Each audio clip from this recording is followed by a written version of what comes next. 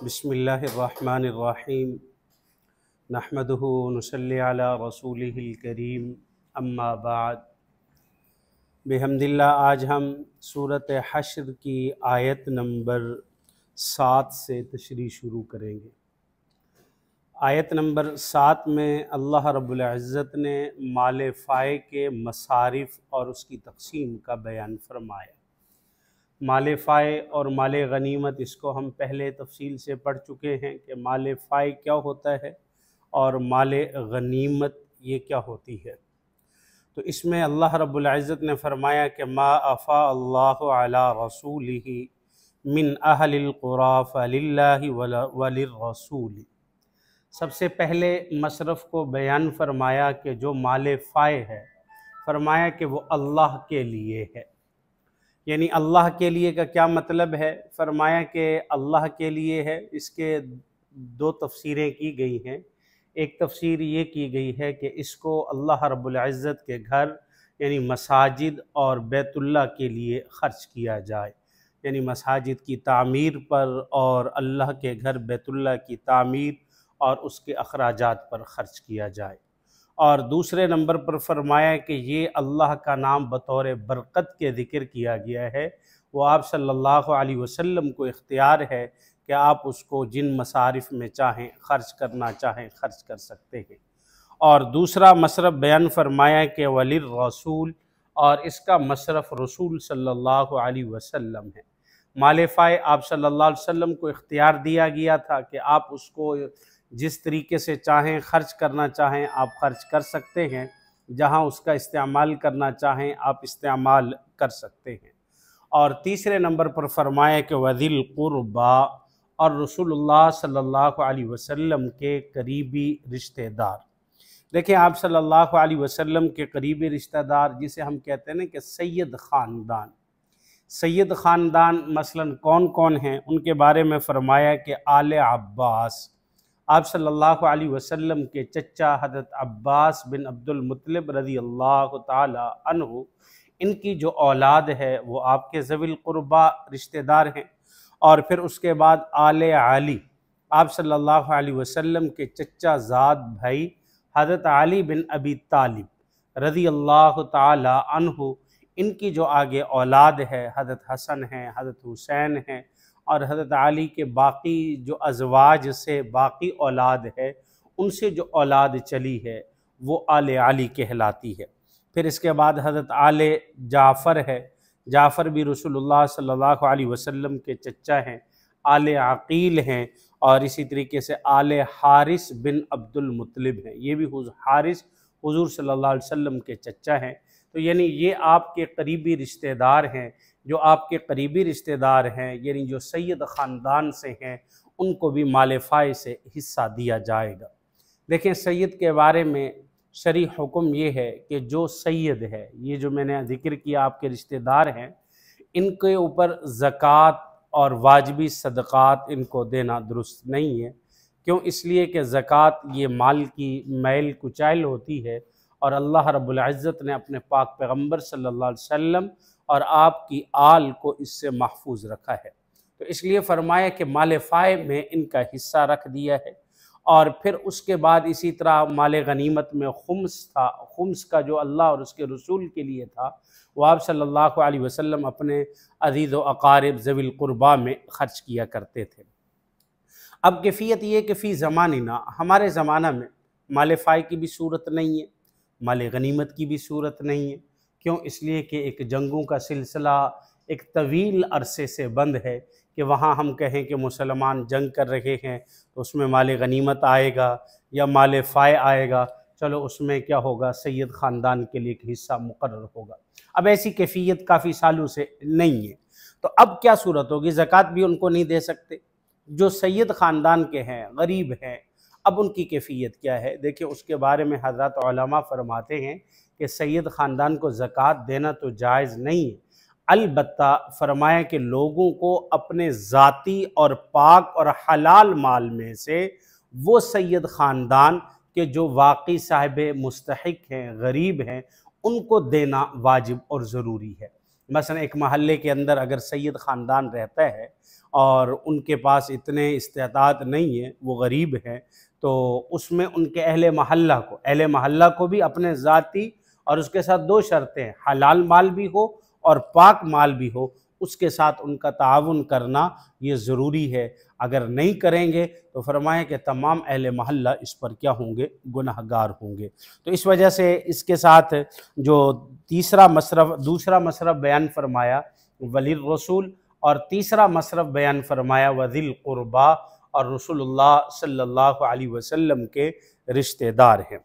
अब उसके बाद चौथा मसरफ़ माल फ़ाय की तकसीम का वल यतामा, जो यतीम है। यतीम किसे कहते हैं?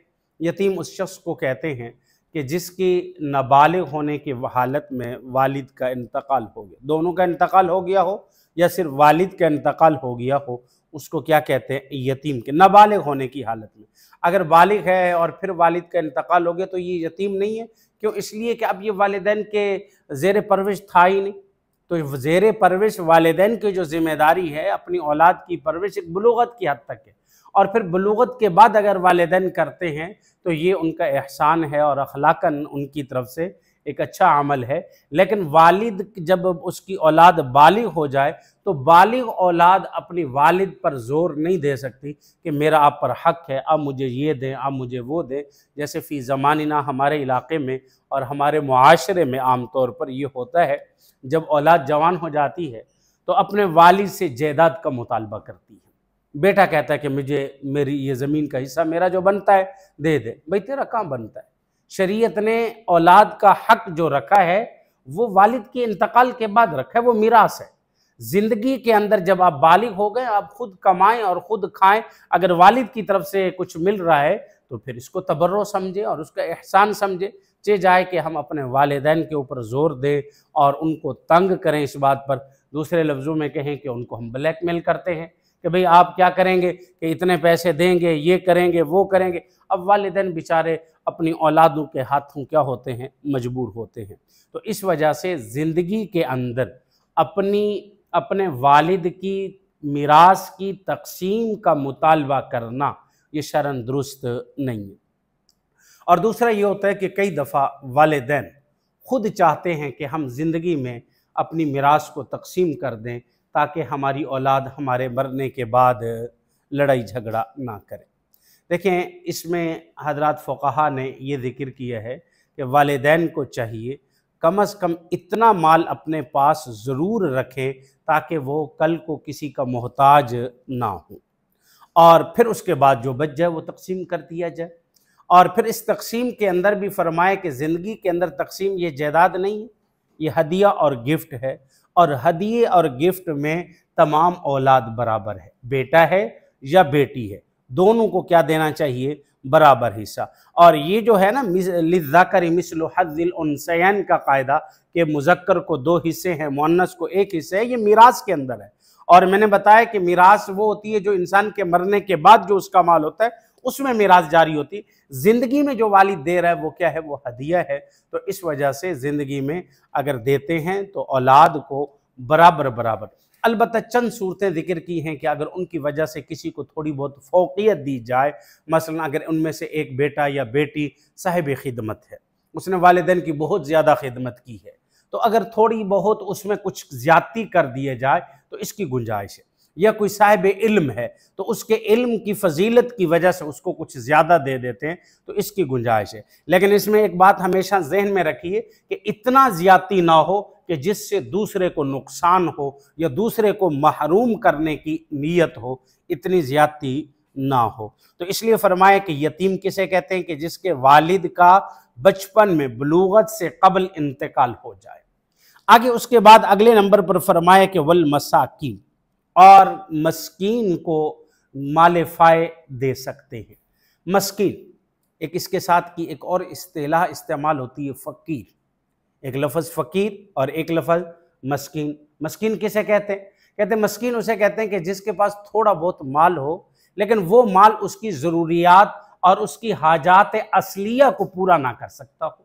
हाजात असलिया कहते हैं जो बुनियादी ज़िंदगी की ज़रूरियात है, फजूल खर्ची नहीं और जिसको हम कहते हैं कि नुमाइश नहीं, आराइश नहीं, ख्वाहिशात नहीं, बल्कि ज़रूरियात ज़िंदगी जो बुनियादी तौर पर है उनको हवाजात असलिया कहते हैं।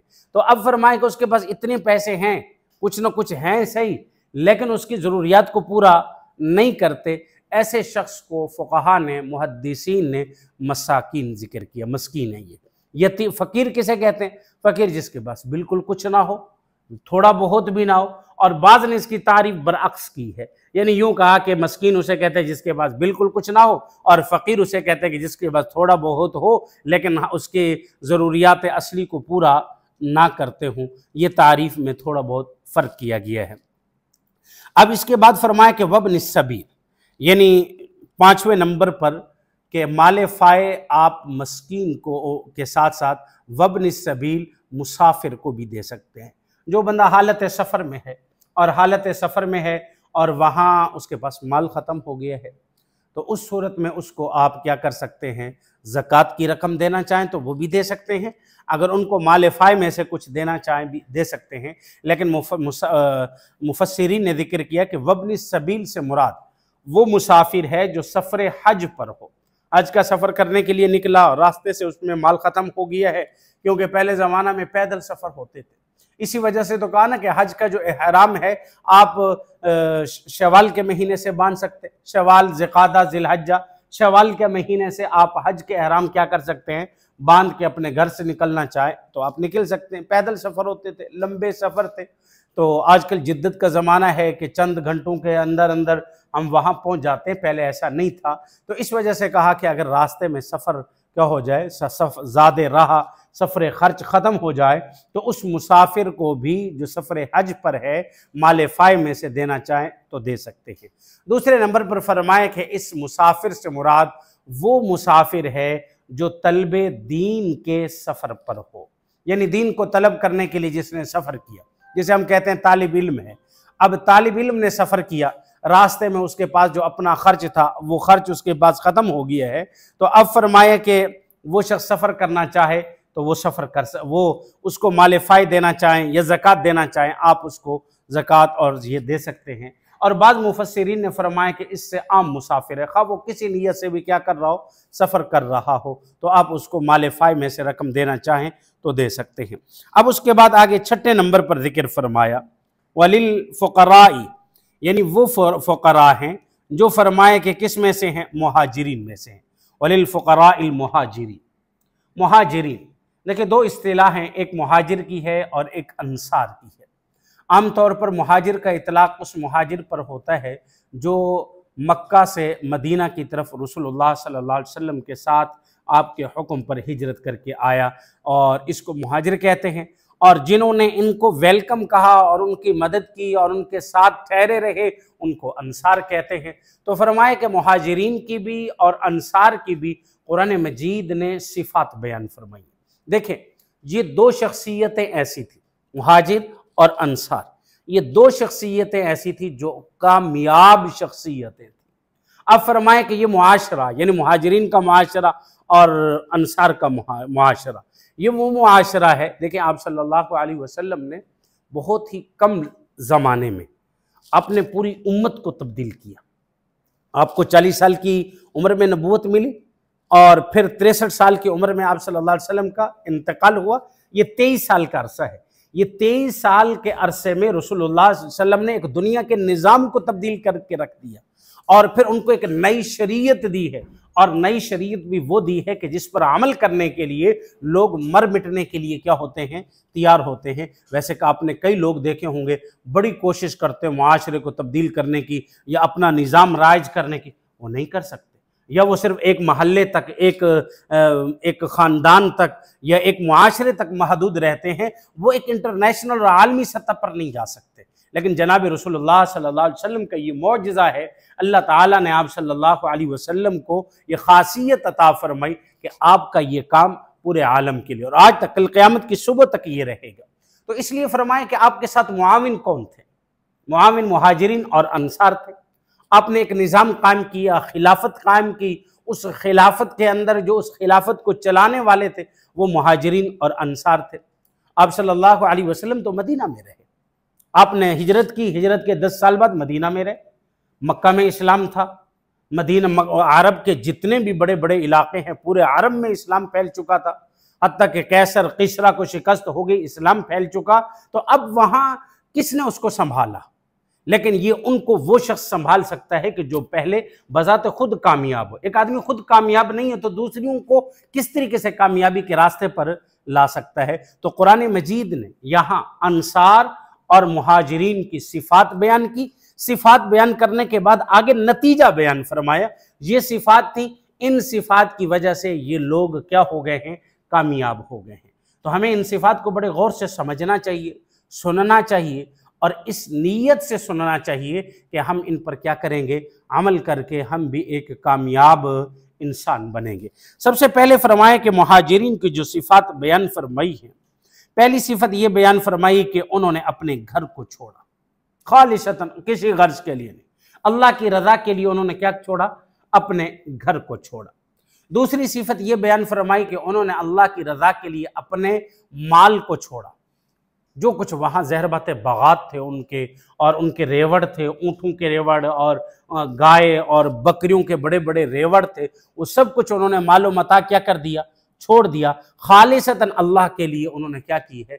हिजरत की है। इसी वजह से तो हदीस मुबारका में आता है, रसूलुल्लाह सल्लल्लाहु अलैहि वसल्लम ने फरमाया, इन्नमल आमालु बिन्नियात इन्नमल लिमरी मा नवा फमन कानत हिजरतुहु इलल्लाहि व रसूलिही फमन कानत हिजरतुहु इलल्लाहि व रसूलिही। जिस शख्स ने अल्लाह और उसके लिए, रसूल के लिए हिजरत की, तो ज़ाहिर बात है कि जिस मकसद के लिए हिजरत कर रहा है उसको अल्लाह और उसका रसूल मिल गया है। तो अब उन्होंने अपने सबसे पहली सिफत अपने घर को छोड़ दिया, दूसरी सिफत अपने माल को छोड़ा। अब इसका मतलब क्या है? यानी देखिए, उन्होंने दीन पर अमल करने की खातिर अपने घर की मजबूरियों और अपने माल की मजबूरियों को फौकियत नहीं दी। आज भी हमें यह अमल करना चाहिए कि दीन पर अमल करने के लिए अपने घर की मजबूरियों पर अमल नहीं करना चाहिए। मजबूरियां घर की बाद में, दीन पर अमल करना सबसे मुकद्दम। और फिर उसके बाद बसा औकात हमारी कारोबारी मजबूरियां होती हैं, जॉब की मजबूरी होती है, बाकी मजबूरियां होती हैं, तो उन पर किसको तरजीह दी जाए? दीन को तरजीह दी जाए और अपनी ज़िंदगी के अंदर दीन पर अमल करने को तरजीह दी जाए। अब उसके बाद तीसरी सिफत बयान फरमाई कि उन्होंने जो अपना घर छोड़ा और अपना माल छोड़ा, ये अल्लाह के फ़ज़ल को तलाश करने के लिए। हमें भी अल्लाह का फ़ज़ल तलाश करना चाहिए। हज़रत मुफस्सिरीन ने फरमाया कि अल्लाह का फ़ज़ल क्या है? यब्तगून फ़ज़लन मिनल्लाह। अल्लाह का फ़ज़ल क्या है? फरमाया कि अल्लाह के फ़ज़ल की एक तफसीर ये की गई है, वो रिज़्क़ हलाल के तलब के लिए, और ये अल्लाह का फ़ज़ल है। तो इसलिए हर मुसलमान को जहाँ बाकी तगोदौ है वहाँ रिज़्क़ के हलाल की तलाश में तगोदौ ज़रूरी है। अल्लाह ताला से देखे ना, कुरान मजीद में हलालन तय्यबा, दो लफ्ज़ कह गए, हलाल भी हो, तय्यब भी, पकीज़ा भी हो। लेकिन बाज़ चीज़ें ऐसी होती हैं, हलाल तो होती है लेकिन पकीज़ा नहीं होती। मैं उसकी छोटी सी मिसाल आपको दूं कि आप किसी रेहड़ी पे फल लेने के लिए जाते हैं, अब वहाँ फल रखें, कुछ ऐसे बिल्कुल साफ़ सुथरे हैं, बेहतरीन हैं, अब वो हलाल भी हैं, पाकीज़ा भी हैं, और कुछ ऐसे ख़राब हैं, किसी को कीड़ा लगा हुआ है, कुछ बासा हुआ है। अब वो हलाल तो है लेकिन उसकी जो पाकीज़गी वाली सिफत कामिला है वो उसमें नहीं है। तो इसलिए मोमिन को जो हुक्म फरमाया वो हलाल और तय्यब का हुक्म दिया गया है। तो इसलिए फरमाए कि तुम क्या करो? अल्लाह का फ़ज़ल तलाश करते हैं वो। और चौथी सिफत ये बयान फरमाई कि वो क्या है? अल्लाह ताला की रज़ा और खुशनुदी चाहते हैं। अल्लाह ताला की रज़ा व रिज़वाना, व रिज़वानन किसे कहते हैं? अल्लाह की रज़ा तलब करते हैं। देखिए, इंसान जब भी कोई नेक अमल करे उसमें सबसे पहले अपनी नीयत को दुरुस्त कर ले। भाई, मेरा ये नेक अमल करने का मकसद सिर्फ़ और सिर्फ अपने रब को राज़ी करना है। इसका मकसद ये है कि मुझसे मेरा रब क्या हो जाए। जब अल्लाह राज़ी हो गए तो इंसान कामयाब है। नमाज़ पढ़ने के लिए निकले तो दिल में फ़ौरन ख्याल हो कि भाई नमाज़ पढ़ने का मकसद किसी को दिखलावा नहीं है, किसी पर एहसान नहीं है, बल्कि क्या मकसद क्या है? अल्लाह को राज़ी करना है। सदका कर रहे हैं, ज़िक्र अज़कार कर रहे हैं, किसी पर नेकी की खातिर किसी के काम आ रहे हैं। आपको पता है कि भाई मेरा इससे कोई ताल्लुक नहीं है लेकिन मैं इसके काम आ रहा हूँ, इसकी रहनुमाई कर रहा हूँ, खालिसतन किसके लिए? अल्लाह की रज़ा के लिए। और वहाँ जहन में ये रखें कि ये खिदमत खल्क जो है ये भी अल्लाह की रज़ा का एक ज़रिया है, और ये मैं खिदमत खल्क महज किस लिए कर रहा हूँ? अपने रब की रज़ा को तलाश करने के लिए। और इंसान जब इस रास्ते पे चल पड़ता है तो ज़रूर उसको अल्लाह की रज़ा मिलती है, और जब अल्लाह राज़ी हो जाए तो फिर इंसान दोनों जहानों में क्या हो जाता है? कामयाब हो जाता है, दुनिया में भी और आखिरत में भी कामयाब हो जाता है। और उसके बाद फरमाया कि अगली सिफत ये बयान फरमाई कि इन्होंने अल्लाह और उसके रसूल सल्लल्लाहु अलैहि वसल्लम की ये मदद करते हैं। अल्लाह और उसके रसूल सल्लल्लाहु अलैहि वसल्लम की ये क्या करते हैं?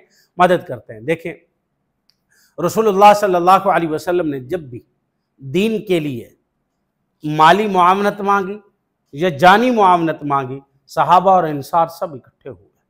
रसूलुल्लाह सल्लल्लाहु अलैहि वसल्लम ग़ज़वा बदर में थे, सहाबा को खुतबा दिया, सहाबा उठे और पहले अंसार में से उठे और उन्होंने खड़े होकर कहा कि हम हर लिहाज से आपके साथ हैं। मुहाजिरीन में से उठे, फिर अंसार में से उठे और कहा कि हम हर लिहाज से आपके साथ हैं, जान के एतबार से भी हैं, माल के एतबार से भी हैं। देखा नहीं कि सहाबा ने आपका पर अपना जान माल सब कुछ क्या कर दिया है?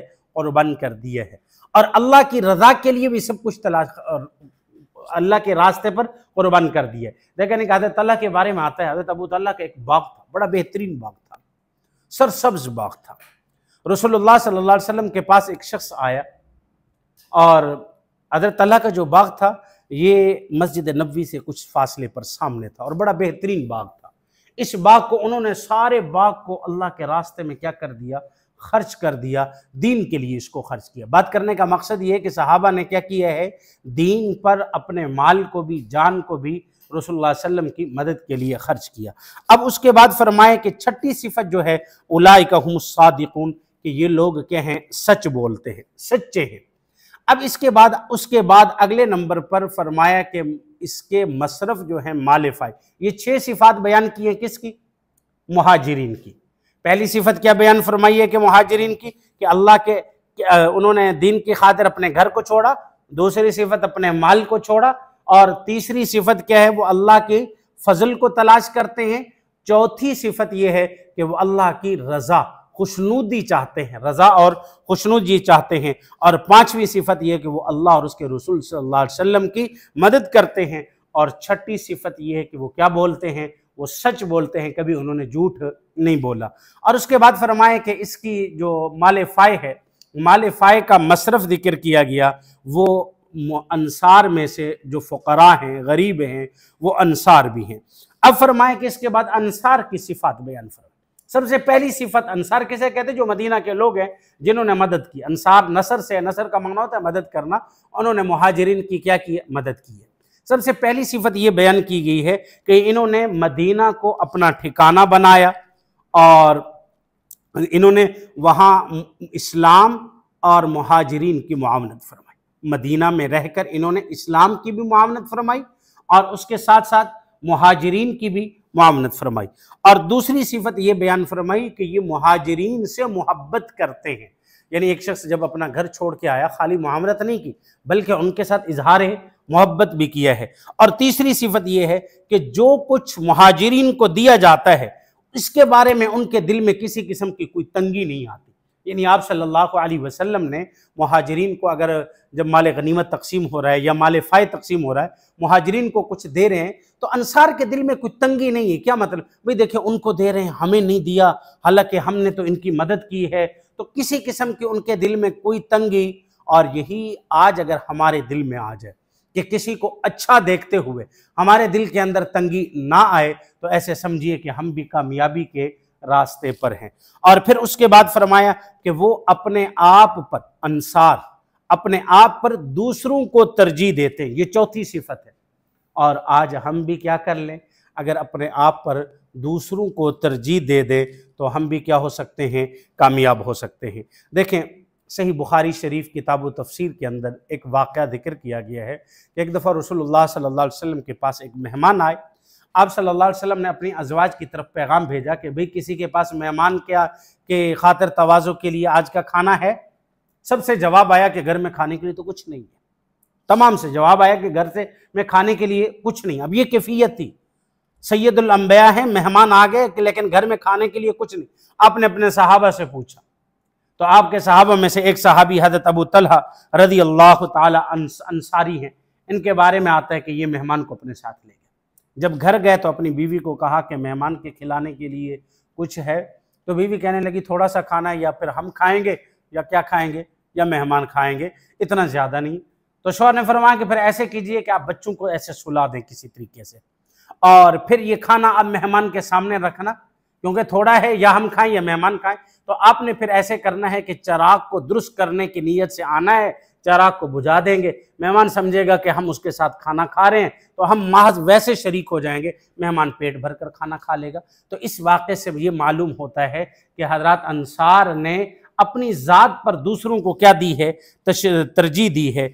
और पांचवी सिफत ये बयान फरमाई अंसार की, फरमाया कि वो अपने नफ्स में बुखल नहीं करते, यानी जो कुछ आता है उसमें बुखल नहीं करते, अल्लाह के रास्ते में खर्च करते हैं। अब ये सिफात बयान करी। ये सिफात बयान करने के बाद आखिर में नतीजा बयान फरमाया, फ़उलाइका हुमुल मुफ़्लिहून, बस यही लोग, क्या मतलब यही लोग जिनके अंदर ये सिफात, 6 सिफात मुहाजिरीन की और 5 सिफात किसकी, अंसार की, कि जिनके अंदर ये 11 सिफतें पाई जाती हैं, फरमाया कि वही लोग क्या हैं, कामयाब हैं। दुआ है अल्लाह रब्बुल इज़्ज़त से कि अल्लाह ताला हमें कुरान मजीद को समझने, समझ कर इस पर अमल करने की तौफीक अता फरमाए।